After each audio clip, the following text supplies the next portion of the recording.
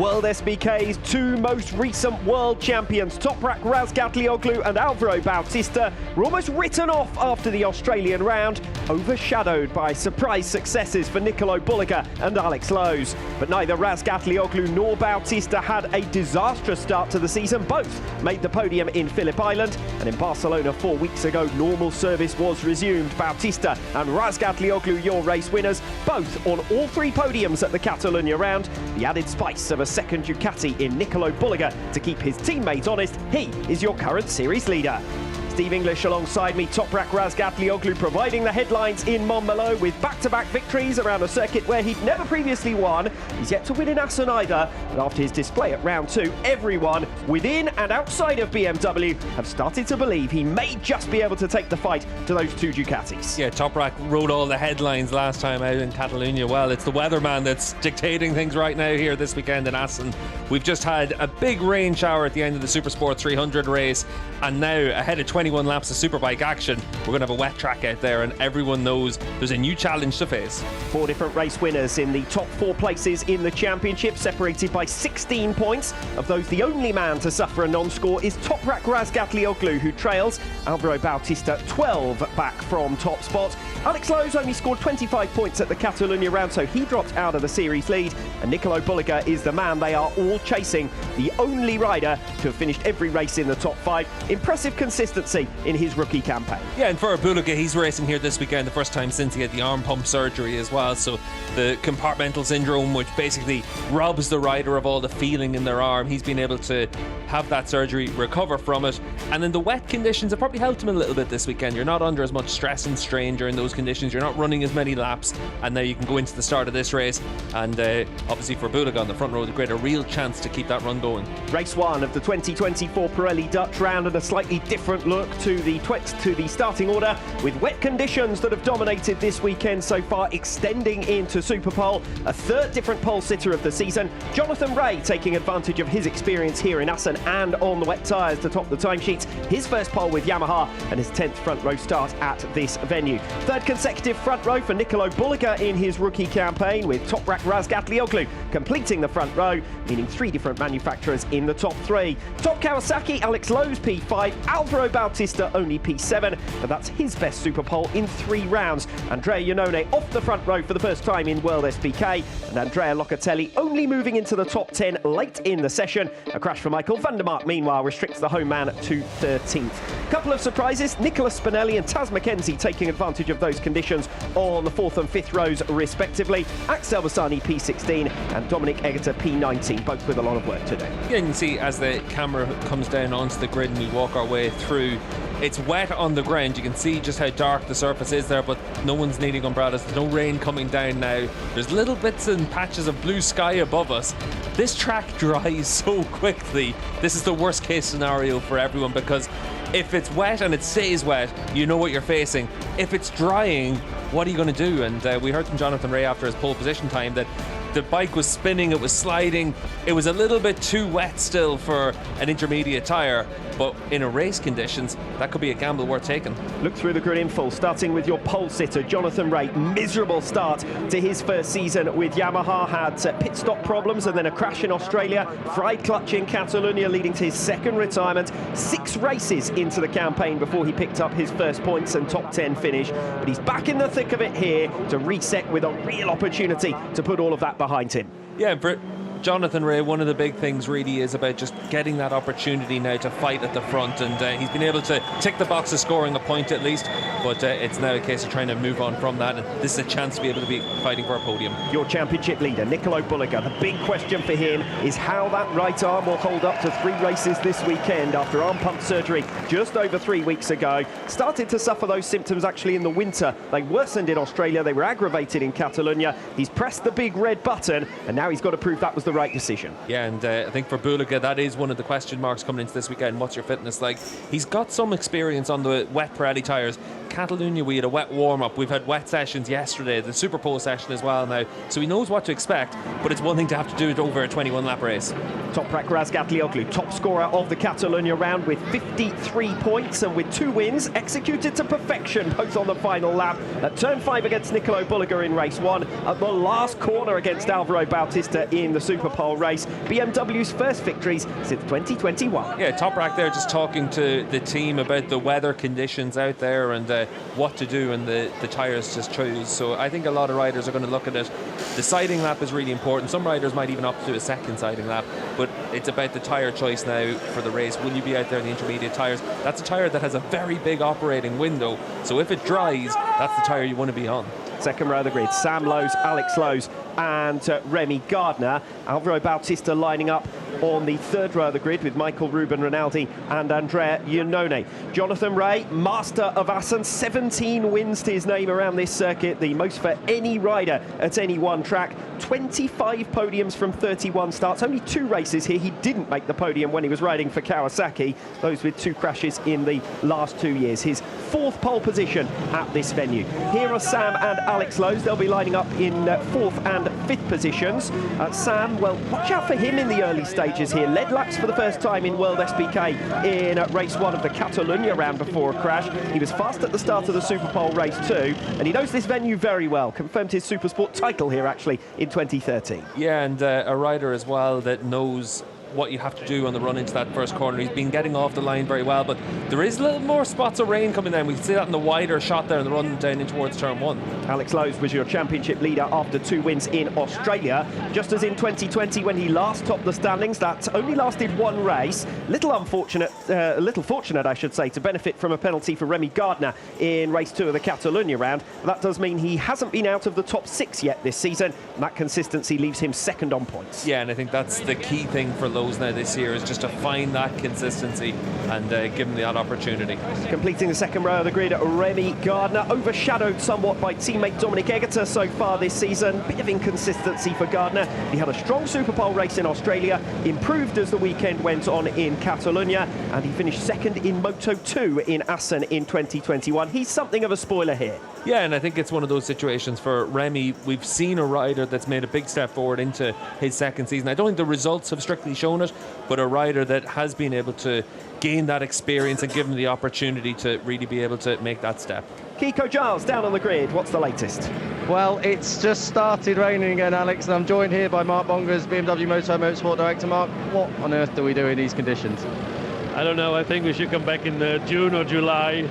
Absolute gamble. I think what we decided 2 minutes ago, we need to change for in 2 minutes. For sure we're going to go with Pirellis, but that's about all we know. And I presume they're round as well. For Mikey, home round, Toprak, good form, so this should be a good race for you guys.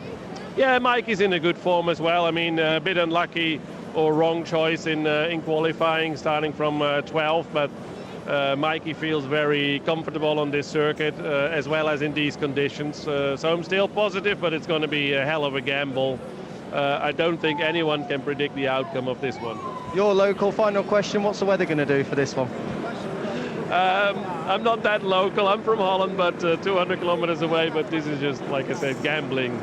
I just wish everyone good luck and safe return home. Mark, have a good one. Thank you. Nicolo Bulliger with 4 fastest laps this season compared to 1 for Alvaro Bautista and 1 for Sam Lowes. Obviously for the Pirelli Best Lap Award, it's only the feature-length races that count for those fastest laps, but it's Bulliger on top there. Back to the grid, third row with Alvaro Bautista, Michael Ruben Rinaldi and Andrea Iannone. Bautista, our most recent race winner, made hard work of the Catalonia round, you have to say, because of a pretty poor Super Pole, coming through from 14th to 3rd and then elevated 11th to 3rd in race 1 and the Super Pole race. Only the second rider to reach 60 wins in the Superbike World Championship.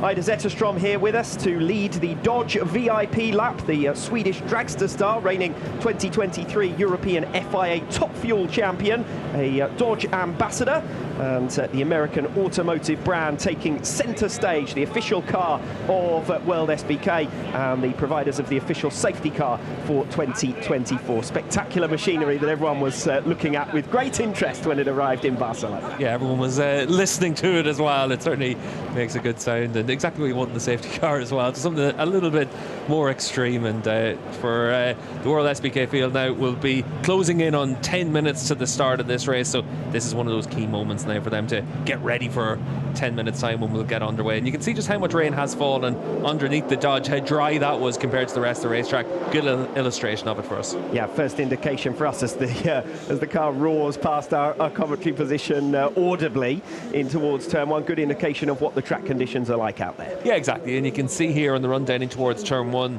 there is a lot of standing water out there. But if you look at what happened in the Super Pole session, just where you're seeing the safety car come through now, on the exit of turn 2 into turn 3, that's where it dried really quickly, and then down into 6 and 7 it dried very quickly in the middle of the racetrack as well. This is a place where if it stops raining and the wind picks up, it'll dry so fast for these riders, and it really is a case of having to pick the right tyre at any given moment. On with the grid, P8, Michael Ruben Rinaldi. Assen has not been a kind venue to him. The 2021 Super Pole race, the only podium he's had from 13 starts here. Only one top 10 finish here last season, but this is his best grid position of 2024 so far. Race 2 in Australia, he moved through from 9th to 6th, the best he's managed thus far with Moto Corsa. He'll be hoping to better that here. Completing the third row of the grid, Andrea Iannone, opportunistic second off the final bend in the Super Pole race last time out, the best of his 6 Superbike starts so far. 2 podiums, 2 fourth places, probably exceeds expectations most had for him on his comeback. Well back on points though because of problems in the Super Pole race at the Australian round. More importantly, a costly race 2 crash in Barcelona. That's the third row of the grid. Then row number 4 with Andrea Locatelli, Nicola Spinelli and Xavi Vierge. Few surprises here for Andrea Locatelli. It was a tough weekend for him in Barcelona. The Super Pole race leaving him down the order. Then he got mixed up in a race 2 incident, and with his Phillip Island crash as well, Locatelli down to 7th in the standings, having been only a point from Bulliger with 2 second places in the opening 2 races. Yeah, and for Locatelli, I think it's one of those situations where he certainly would expect to have been more competitive so far this weekend, but he's up there in the 4th row with the grid. He's still got an opportunity now as a last lap that put him up there as well. He'd been down the order all the way through this week, so for him now the key thing is make a good start, give yourself the opportunity to score some decent points. Nicola Spinelli in to replace Danilo Petrucci, who suffered a broken jaw and collarbone in a motocross accident a week or so ago. Spinelli could hardly have expected to qualify as high as P11, but the man who was runner-up in the wet at last year's Australian round in Supersport, taking advantage of conditions this morning, so we get to see a little more of him here. The reigning world number 6 in Moto E, the 2022 Italian Supersport champion with Barni Ducati, so a familiar face in that particular team. Completing the 4th row of the grid, Xavi Vierge, lone Honda on the grid with teammate Iker Lecuona unfortunately withdrawn due to a knee injury sustained in practice. Just 1 top 10 finish so far for Vierge, but he scored in all 4 feature-length races. Expectations here modest to say the least. 9th, his previous best in Assen. Yeah, I think the one thing about the conditions though, that could play into his hands a little bit more and give himself the opportunity of a better result than expected. Row number 5 with Michael van der Mark here in 13th, 4th place in race 2 of the Catalonia round for him. His best finish since Indonesia 2021. That was the last year that he really had a good run. He was injured in 2022 and only returned here in Assen short of full fitness, then got injured here again in 2023. So looking for a better home round this weekend. Taz McKenzie alongside him in P14 posted his 2 best Supersport results in wet conditions last season.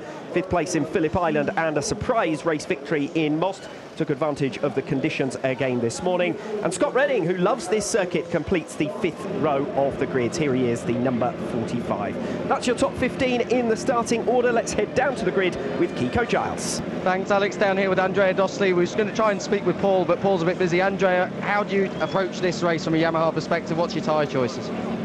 So only the rider knows exactly the track condition, but observing a bit the satellite and then the sky, I believe some of them will go with the slick.